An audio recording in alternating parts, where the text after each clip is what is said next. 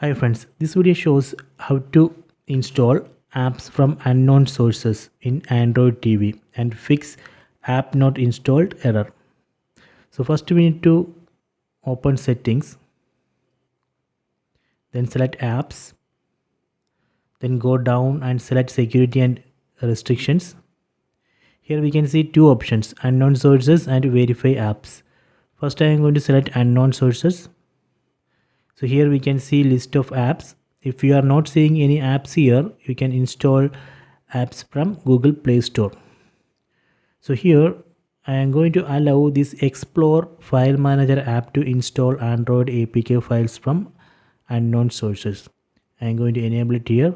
Okay, done.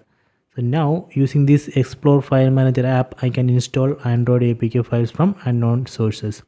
Similarly, if you want to give same permission to another app in the list, for example send files to TV, we can enable here. Okay, then go back. Then here we can see verify apps.